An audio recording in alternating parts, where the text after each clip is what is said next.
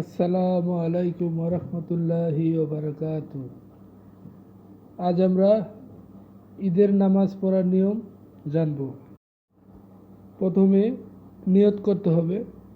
নিয়ত আরবি অথবা বাংলায় করলেই চলবে। যারা সহিভাবে আরবিতে নিয়ত পারি তারা অবশ্যই আরবিতে নিয়ত করব। যারা আরবি পারি না তারা বাংলায় নিয়ত করব। বাংলায় নিয়ত করব, আমি কেবলামুখী হয়ে আল্লাহ পাকের সন্তুষ্টি অর্জনের জন্য অতিরিক্ত 6 তাকবীরের সাথে ঈদুল ফিতরের 2 রাকাত ওয়াজিব নামাজ এই ইমামের পিছনে আদায় করিতেছি। এভাবে প্রথমে বাংলায় নিয়ত করব। ইমাম তাকবীর বলার পর মুক্তাদিরা আল্লাহ আকবার বলতে বলতে কানের গোড়া পর্যন্ত হাত উঠাবে। তারপর হাত বেঁধে সানা পাঠ করবে। তারপর 3 বার আল্লাহু আকবর বলতে হবে এবং প্রত্যেকবার কানের লতি পর্যন্ত হাত উঠাতে হবে এবং হাত না বেঁধে ছেড়ে দিতে হবে।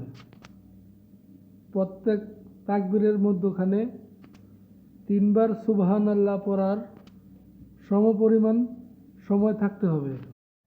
তৃতীয় তাকবীরের পর হাত বাঁধতে হবে এবং তাউস, তাসমিয়া, সূরা ফাতিহা ও অন্য একটি সূরা পড়ে অন্য নামাজের ন্যায় রুকু ও সেজদার তাসবিহ ঠিকমতো আদায় করে প্রথম রাকাত শেষ করবে।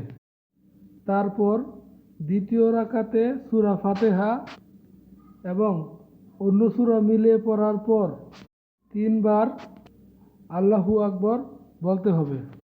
প্রত্যেকবার কানের লতি পর্যন্ত হাত উঠাতে হবে এবং হাত ঝুলন্ত অবস্থায় রাখতে হবে। চতুর্থবার আল্লাহু আকবর বলে রুকুতে চলে যেতে হবে এবং প্রথম রাকাতের ন্যায় রুকু সেজদা আদায় করতে হবে। তারপর নিয়ম মতো তাশাহুদ, দুরূদ শরীফ ও দোয়া মাসুরা পাঠ করে নামাজ শেষ করবে। ইমাম সাহেব 2টি খুতবা পাঠ করবেন। মুক্তাদিরা মনোযোগ সহকারে শুনবেন। খুতবা শোনা ওয়াজিব। বিশেষ দ্রষ্টব্য, ঈদের নামাজের জন্য আজান এবং ইকামতের প্রয়োজন নেই। ঈদুল ফিতর এবং ঈদুল আজহার নামাজ একই রকম, শুধুমাত্র নিয়ত বাঁধার সময় ঈদুল ফিতর অথবা ঈদুল আজহা বলতে হয়।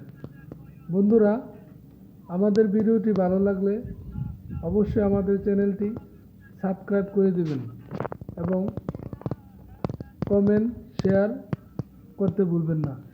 আল্লাহ হাফেজ।